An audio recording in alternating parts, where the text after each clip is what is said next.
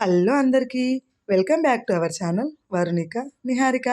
అందరు ఎలా ఉన్నారు? మేమైతే చాలా బాగున్నాం. ఈరోజు వీడియోలో క్యాబేజీ నిల్వ పచ్చడి చేసిన నేను. అది ఎట్లుంటుంది ఏందని చెప్పి ఒకసారి అయితే మీరు ఈ వీడియోని చూడండి, ఫాలో అవ్వండి, చాలా బాగుంటుంది. సో వీడియోలోకి వెళ్ళే ముందు అయితే ఒకసారి ముందుగా మన ఛానల్ చూసే వాళ్ళైతే ప్లీజ్ సబ్స్క్రైబ్ అయితే చేసుకోండి. సో నేను ఇది క్యాబేజీ పచ్చడి చేయడానికి ఒక 1/2 kg తీసుకున్నా క్యాబేజీ గడ్డ. దీన్ని ఇట్లా ఈ సైజులో ముక్కలు కట్ చేసి పెట్టుకోండి. దాని తర్వాత ఎల్లుల్లిపాయలు, ఆవాలు, ఒక నిమ్మకాయ, జీలకర్ర మెంతుల పౌడరు, ఉప్పు, కారం, పసుపు. సో ఇవన్నీ అయితే తీసి పెట్టుకోండి, ఎందుకంటే ఏది మర్చిపోకుండా ముందు మనం అన్నీ తీసి పెట్టుకుంటే అన్నీ ఫటాఫట్ గుర్తుంటాయి, మంచిగా చేస్తుంది, మంచిగా ఉంటుంది.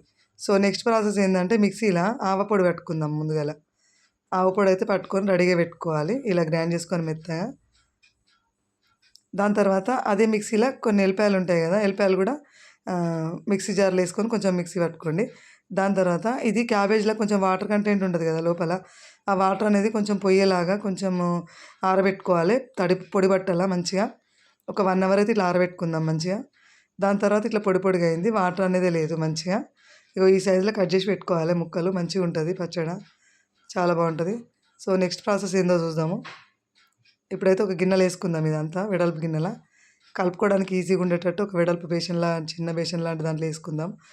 తర్వాత 3 స్పూన్ల కారం, 2 స్పూన్ల ఉప్పు పడుతుంది, టేబుల్ స్పూన్ల చిటికెడు పసుపు, నిమ్మకాయలు పిండుకుందాం అందులో. నిమ్మకాయలు అయితే మొత్తం ఈ వక్కలకైతే పట్టించుకోవాలి. 1/2 kg క్యాబేజీకి 3 టేబుల్ స్పూన్ల కారం, 2 టేబుల్ స్పూన్ల ఉప్పు గుర్తుపెట్టుకోండి. చిటికెడు పసుపు అయితే వేసుకున్నా. ఇదంతా మంచిగా కలుపుకుందాము. ఈ క్యాబేజీ ముక్కలకు ఉప్పు, కారము, ఈ నిమ్మరసము, పసుపు ఇదంతా పట్టుకోవాలి మంచిగా ముక్కలకైతే. పొడి పొడిగా ఉన్నాయి కదా మంచిగా ముక్కలు, క్యాబేజీ ముక్కలు ఇదే సైజులో కట్ చేసుకోండి చిన్నగా, చాలా బాగుంటుంది. మరీ పెద్దగా కట్ చేసుకుంటే మంచిగా అనిపించదు.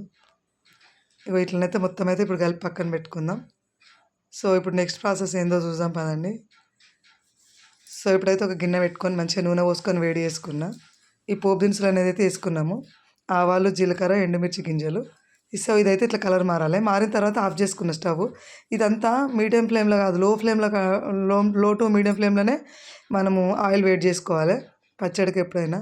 ఇంకా పచ్చడి కొంచెం ఆయిల్ కొంచెం గోరువెచ్చగా అయినాక ఇది వెల్లిపాయ ముద్ద అందులో వేసుకొని కలుపుకోవాలి మంచిగా, నూనెలో మొత్తం ఇట్లా కలవాలి వెల్లిపాయ ముద్ద అనేది.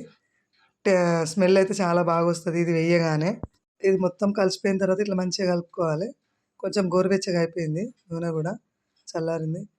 సో ఇందులో ఇప్పుడైతే జీలకర్ర మెంతుల పౌడరును ఇందాక మనము ఆవాల పౌడర్ చేసుకున్నాం కదా, అది ఈ 2 మెయిన్, జీలకర్ర మెంతుల పొడి, ఆవ పొడి, వెల్లుల్లిపాయ ముద్ద, ఈ 3 ఏ పచ్చడికైనా టేస్ట్ని ఇచ్చేది. అవి కంపల్సరీ ప్రతి పచ్చళ్ళ వేసుకోవాలి మనం, నిల్వ పచ్చళ్ళ.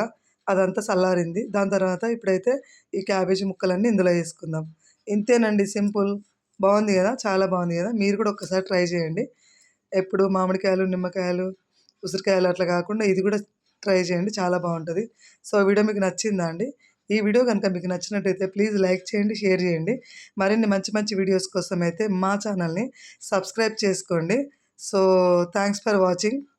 Bye bye.